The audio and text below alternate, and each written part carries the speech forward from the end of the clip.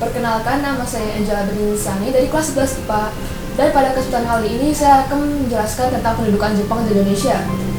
Lebih spesifik lagi, saya akan menjelaskan tentang kedatangan Jepang di Indonesia serta dampak yang diberikan oleh Jepang ke Indonesia. Jadi, di mana dan bagaimana sih Jepang sampai di Indonesia pertama kalinya? Nah, pendaratan Jepang pertama di Indonesia terjadi pada tanggal 11 Januari 1942, diarahkan dalam bentuk serangan. Namun, dari semua daerah, mengapa Tarangan? Karena Tarangan merupakan salah satu kota di Indonesia yang dulunya memiliki kekayaan sumber daya alam, khususnya minyak, dalam jumlah yang besar. Yang dilanjuti oleh Jepang menduduki Pontianak, Banjarmasin, Makassar, Palembang, dan Bali. Nah, letak Palembang di antara Batavia dan Singapura menjadikannya daerah strategis di Jepang. Kemudian, daerah Jawa yang Jepang pertama kali mendarat adalah Banten, yang dilanjuti oleh Indramayu, Sragen, dan Surabaya. Lalu kalian pasti berpikir, apa sih tujuannya Jepang sampai di Indonesia? Apakah untuk memperluaskan kekuasaannya atau untuk sesuatu hal lain? Tujuan utamanya itu adalah untuk menguasai sumber daya alam, terutama minyak bumi, yang kelak bisa digunakan oleh Jepang untuk mendukung industri dan kampanye tentara Jepang. Jadikanlah Sumatera sebagai sumber minyak utama, sementara Jawa sebagai pusat seluruh operasi militer di Asia. Pada waktu itu, Indonesia masih diduduki oleh Belanda. Lalu bagaimana sih Belanda menganggapi Jepang ini?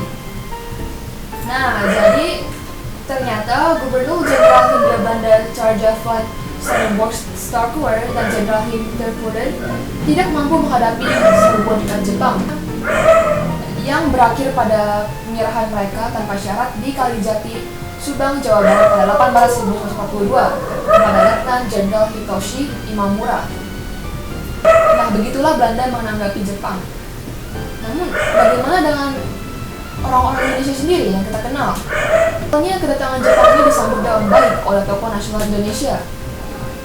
Sebagian tokoh pergerakan seperti Sam Ratulangi, M.H. Tamrin, dan Sutarjo berhati dengan gerakan ekspansionisme Jepang karena adanya unsur fasisme di dalamnya.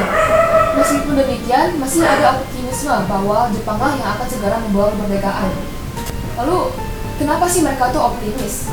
Padahal mereka udah merasakan dijajahi oleh negara lain gitu. Karena ada beberapa alasan, yaitu penyerangan Belanda ini dianggap sebagai akhir dari penjajahan Belanda dan mulainya era yang baru ketika bangsa-bangsa Asia yang favorit Jepang mampu untuk mandiri. Tak itu aja, janji Jepang bahwa jika perang Pasifik dimenangi, bangsa-bangsa Asia akan merdeka. Setopik dengan kemerdekaan, pembicaraan Jepang tentang kemerdekaan yang akan diberikan kepada bangsa-bangsa Asia sejak awal datangannya. Kemudian Jepang juga bersikap simpatik terhadap aktivitas pergerakan nasional, dan terakhir terdapat kemudahan yang dijanjikan kepada Indonesia oleh Jepang. Jadi itulah mengapa sebagian tokoh nasional dari Indonesia merasakan optimisme ketika Jepang sampai di Indonesia. Lalu bagaimana sih pendudukan Jepang di Indonesia? Jadi setelah menguasai Indonesia, pemerintah Jepang membagi Indonesia menjadi 3 daerah yang dikendalikan oleh Angkatan Darat atau Rikkogun dan Angkatan Laut atau Taibun. Ketiga daerah itu yakni Militer Tentara ke-25 atau Tanishudan, Tentara ke-16 atau Asamushudan, dan Armada Selatan kedua. Selain dibagi menjadi 3 wilayah militer, juga mengangkat beberapa tokoh politik Indonesia masuk ke dalam struktur pemerintahan Jepang. Lalu, siapa aja sih tokoh-tokoh politik yang dibawa oleh Jepang ke dalam struktur pemerintahannya? Yang pertama ada Hussein Diningrat, kemudian ada Sutarjo Kartohadikusumo, R.M. Suharjo, dan Profesor Suetomo. Sistem pemerintahan, Jepang menerapkan sistem baru yang disebut dengan Tonarigumi. Sistem Tonarigumi ini bertujuan untuk memperketat kontrol serta pengawasan tentara Jepang terhadap masyarakat Indonesia. Selain itu, Tonarigumi juga mempermudah kekaisaran Jepang untuk mengontrol warga, serta memobilisasi sumber daya alam atau manusia demi kepentingan mereka. Dalam bidang politik, dibentuk Jawa Hotokai sebagai lembaga yang bertugas untuk mengumpulkan dana, baik dalam bentuk uang, pangan, atau bahkan sumber daya alam. Kemudian, Jepang mendirikan 10 presiden di Indonesia yang disebut dengan Shiu. Susunan birokrasi pemerintahan orang-orang Jepang yang memegang jabatan tertinggi. Romuyu Kokai adalah panitia pergerakan Romusha pada zaman pembentukan Jepang. Romusha adalah praktik kerja paksa pada zaman pendudukan Jepang. Apa itu tugasnya? Tugasnya adalah menyiapkan tenaga sesuai dengan aturan yang telah disiapkan sebelumnya. Dalam sistem pertahanan dibentuk lembaga-lembaga semi militer yang terdiri atas Keibuan, Seinedan, Fujinkai, Heiho, Teta, Putra, Jawa, Hokokai, Chiba Kutai, Kempetai, dan Gakukotai. Lembaga-lembaga militer dan semi militer ini dibentuk dalam rangka memenuhi kebutuhan tenaga perang Jepang yang terlatih, yang pada akhirnya dapat diandalkan untuk membantu Jepang memenangkan perang Asia Timur Raya. Jadi sekiranya begitu kajian tentang kedatangan Jepang di Indonesia. Lalu bagaimana sih dampak-dampak yang diberikan oleh pendudukan Jepang di Indonesia? Bidang-bidang yang terpengaruh itu ada bidang sosial, bidang ekonomi, bidang politik, dan bidang kebudayaan. Sosial, apa saja dampaknya? Pertama, Jepang melarang seluruh kebudayaan Barat masuk ke dalam wilayah Indonesia. Kedua, Jepang menginginkan bahasa Indonesia dijadikan sebagai bahasa resmi dalam pengantar pendidikan, tentunya untuk menggantikan bahasa Belanda. Kemudian ketiga, sistem pendidikan berdasarkan kelas sosial yang merupakan warisan penjajahan Belanda harus dihapus. Selain ketiga itu, ada dampak yang bisa dibilang lebih negatif, yaitu dampak dari kebijakan Romusha yang ditetapkan oleh Jepang, yaitu gara-gara diterapkan ini, warga Indonesia dipaksa untuk bekerja tanpa upah yang akhirnya mengakibatkan trauma bagi masyarakat Indonesia. Kemudian terdapat bidang ekonomi.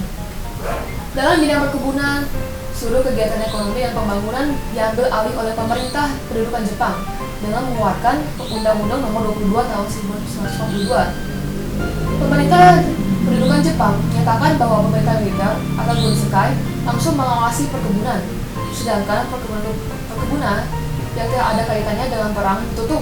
Namun sebaliknya untuk perkebunan, gula, jarak, karet, teh, dan kina terus diberdayakan untuk perang. Lalu bagaimana untuk bidang perbankan? Jepang mendirikan bank-bank setelah melikuidasi bank-bank peninggalan Belanda. Adapun bank-bank yang didirikan yaitu Mitsu Ginko, Taiwan Ginko, Yokohama Ginko, dan Kana Ginko. Lalu ada apa pengaruh dalam bidang politik? Jepang melakukan restrukturisasi pemerintahan, reorganisasi administrasi, propaganda, dan akomodasi tokoh penguasa melalui gerakan 3A dan organisasi seperti Pusat Tenaga Rakyat Chuosanin dan Jawa Kokai serta mobilisasi massa. Tujuannya apa? Tujuannya yaitu untuk memperoleh dukungan politik dan militer bagi rakyat Indonesia.